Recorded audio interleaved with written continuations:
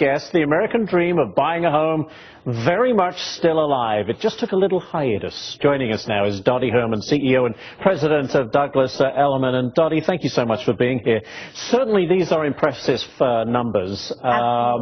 Also, I should mention that the median price across the country now up to $213,500 from $187,800. So that's impressive too. What does this tell you? Are we getting ahead of ourselves, or is this really for real? Oh, no, this is for real. I mean, it's taken a while. I mean, It hasn't just happened overnight, but it's for real, and, you know, it's over. We're not going to see price drops anymore, and it's on its way.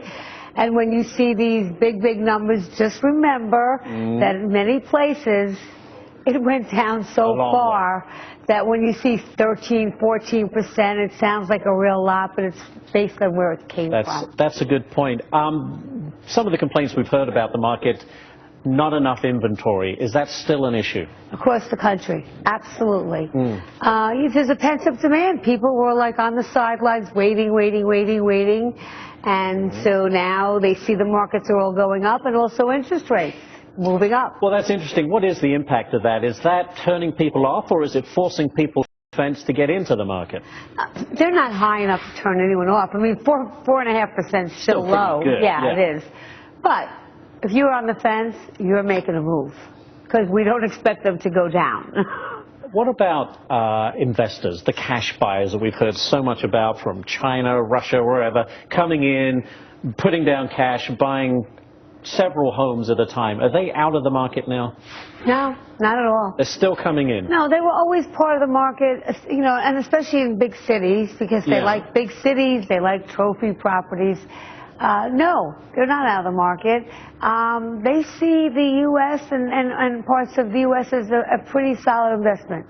Remember, their economies are very uncertain, depending on who's in. That's true. So, okay, so how easy is it to get a mortgage these days? Are the banks just kind of loosening up just a little bit? Well, I think with the higher interest rates, you might see them loosen up a bit, because, you know, after all, they have to make money from mortgages. So yeah, and they haven't been doing a whole lot of that because the rates are so low. The rates are so low, and they lived on the refinance business, because... And that's pretty much dried up. Over. Done. Finished. Yeah. So for people wanting to get into the market, is it 20% down? Is it a high FICO score? I mean, is it still pretty tough? Yeah, well, it's tough, and I tell people, you have to double check. They double check your score a week before you actually close.